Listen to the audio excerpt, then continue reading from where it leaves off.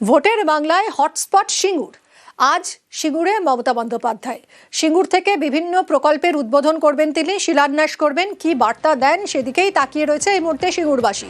কথা বলবো, সঙ্গে রয়েছে সোমরাজ। আজ সিঙ্গুরের মাটি থেকে কি কি প্রকল্পের উদ্বোধন শিলান্যাস করতে চলেছেন মুখ্যমন্ত্রী মমতা বন্দ্যোপাধ্যায়?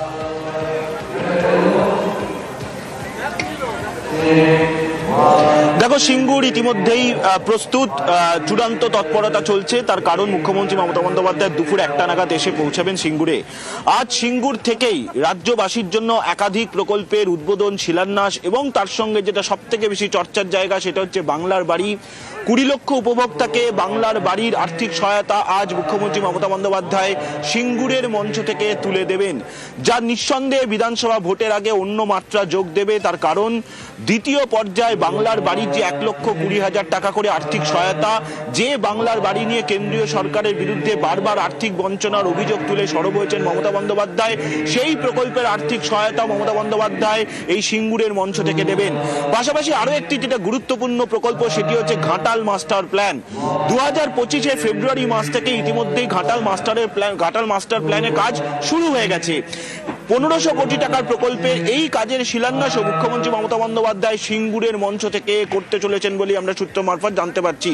এছাড়াও সিঙ্গুরের মঞ্চ থেকে কৃষকদের জন্য একাধিক প্রকল্পের উদ্বোধন মমতা বন্দ্যোপাধ্যায় করতে চলেছেন।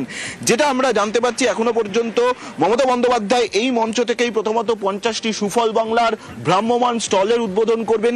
এছাড়াও কৃষকদের জন্য 80 কোটি টাকার বাংলা শস্য বীমা যোজনার অধীনে আর্থিক সহায়তা দেবেন মমতা বন্দ্যোপাধ্যায় সিঙ্গুরের মঞ্চ থেকে। কৃষকদের জন্য 29,000 অত্যাধুনিক মডার্ন ফার্ম মেশিনারি তুলে দেবেন সারা রাজ্যের কৃষকদের জন্য। এছাড়াও মমতা বন্দ্যোপাধ্যায় 603টি ফার্ম মেশিনারি হাবেরও আনুষ্ঠানিকভাবে উদ্বোধন করবেন এই মঞ্চ থেকে। 4,760 জনকে জমির পাট্টাও রাজ্যের 22টি জেলা জুড়ে তুলে দেবেন মমতা বন্দ্যোপাধ্যায়। বিশ্ব ব্যাংকের আর্থিক সহায়তায় একটি প্রকল্প শুরু হবে রাজ্য স্বাস্থ্য দপ্তরে, যে প্রকল্পের নাম দেওয়া হয়েছে উন্নত সুস্বাস্থ্য।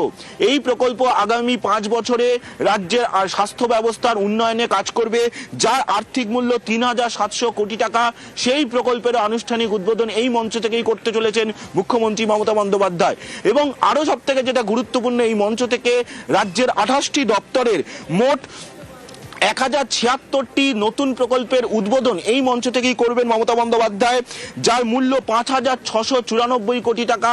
এছাড়াও 616টি প্রজেক্টের শিলান্যাসও এই 28টি দপ্তরের অধীনে করা হবে, যার প্রজেক্ট কস্ট ধরা হয়েছে 2,177 কোটি টাকা। অর্থাৎ তুমি বুঝতেই পারছো, সিঙ্গুরের মঞ্চ থেকে একাধিক সরকারি প্রকল্পের উদ্বোধন, শিলান্যাস, এবং যার মধ্যে সব থেকে গুরুত্বপূর্ণ ঘাটাল মাস্টার প্ল্যান ও বাংলার বাড়ি। এবং অবশ্যই সিঙ্গুর থেকেও কৃষকদের জন্য একাধিক প্রকল্পের উদ্বোধন ও শিলান্যাস মমতা বন্দ্যোপাধ্যায় এই মঞ্চ থেকে করতে চলেছেন। একদমই তাই সোমরাজ, আজ সিঙ্গুরে যাচ্ছেন মুখ্যমন্ত্রী মমতা বন্দ্যোপাধ্যায়। প্রশাসনিক কর্মসূচি রয়েছে, রাজনৈতিক সভাও করতে পারেন, একাধিক প্রকল্পের শিলান্যাস করবেন আজ।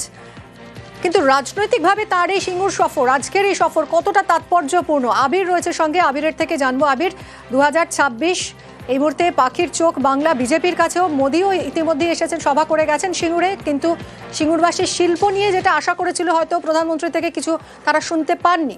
আজ মমতা বন্দ্যোপাধ্যায় যাচ্ছেন, সভা করবেন, কি বার্তা দিতে পারেন রাজনৈতিকভাবেই বা কতটা তাৎপর্যপূর্ণ?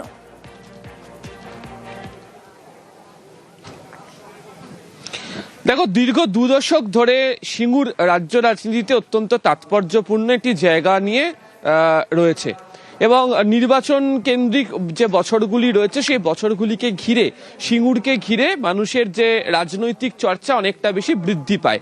আজকে যে ইন্দ্রখালীর মাঠ, যেখানে মমতা বন্দ্যোপাধ্যায় তিনি সভা করবেন, দুর্গাপুর এক্সপ্রেসওয়ের কলকাতামুখী রাস্তার বাদিকে, সেখান থেকে ঠিক 5 কিলোমিটার দূরে ঠিক বিপরীত প্রান্তে টাটাদের যেখানে প্রকল্প হওয়ার কথা ছিল, সেই প্রকল্প এলাকার পাশের জায়গাতে ঠিক 10 দিন আগে 18 তারিখে সভা করে গিয়েছেন হচ্ছে প্রধানমন্ত্রী নরেন্দ্র মোদী।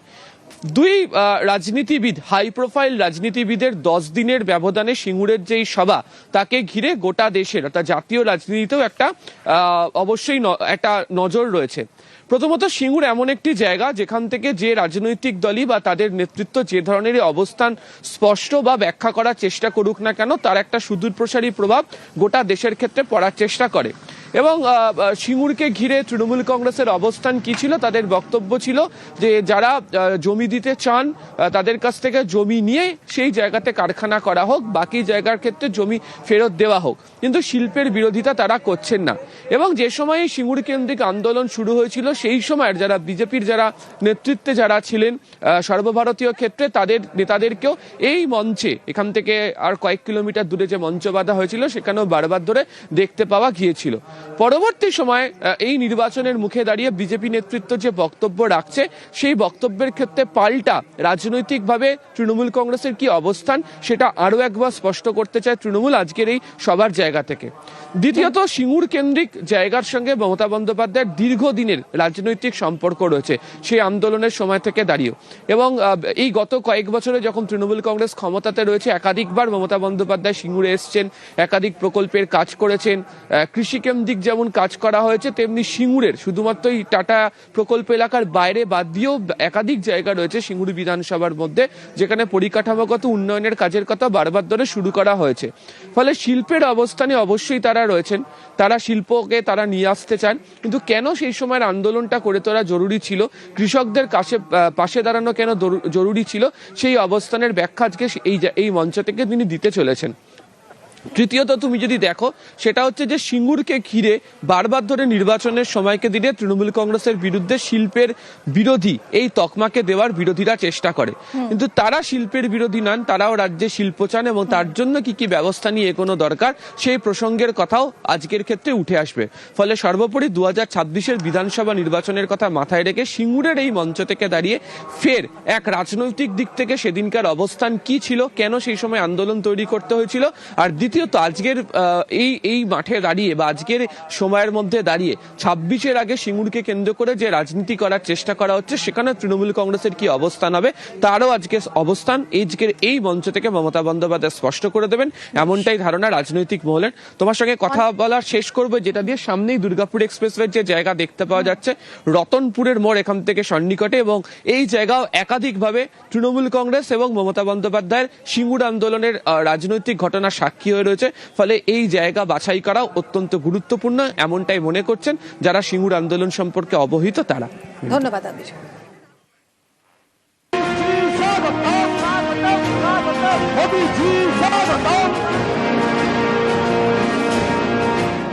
সামনে বিধানসভা ভোট, তার আগে নজরে হটস্পট সিঙ্গুর। বুধবার সিঙ্গুরে মমতা বন্দ্যোপাধ্যায় রয়েছে প্রশাসনিক কর্মসূচি। বাংলার বাড়ি প্রকল্পের টাকা দেওয়ার কথা ঘোষণা করবেন।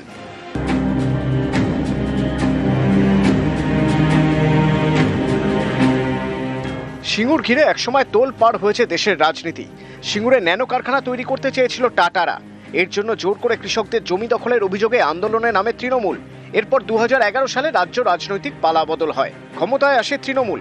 সিঙ্গুরের জমি লড়াই আদালতে চলতে থাকে, শেষমেশ আদালতের নির্দেশে সিঙ্গুর ছাড়তে হয় টাটাদের।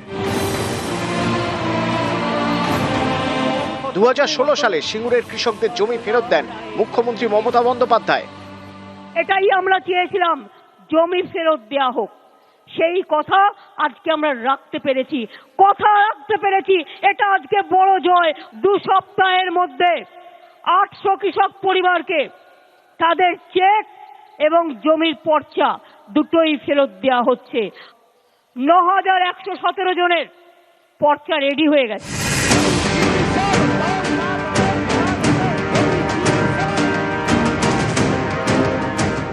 2011 সালে পরিবর্তনের পালে হাওয়া দিয়েছিল তৃণমূল।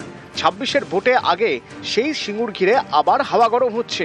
গত 18ই জানুয়ারি এই সিঙ্গুরেই সভা করেন নরেন্দ্র মোদী। প্রথমবার তার সিঙ্গুরে সভা, ডাক দেন পরিবর্তনের। তবে সিঙ্গুরে শিল্প করা নিয়ে কোনো বার্তা তার থেকে শোনা যায়নি। এবার সেই সিঙ্গুরে মমতা বন্দ্যোপাধ্যায়ের সভা।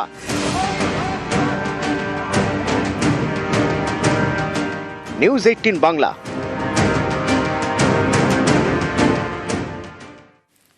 রাজ্যে নানা শিল্প কারখানা হচ্ছে, একথা বলে শিল্প নিয়ে বার্তা মমতা বন্দ্যোপাধ্যায়ের। आप देखो ना, पुरुलिया में 72,000 करोड़ रुपया इन्वेस्ट हो रहा है, आप लोगों ने ही किया है।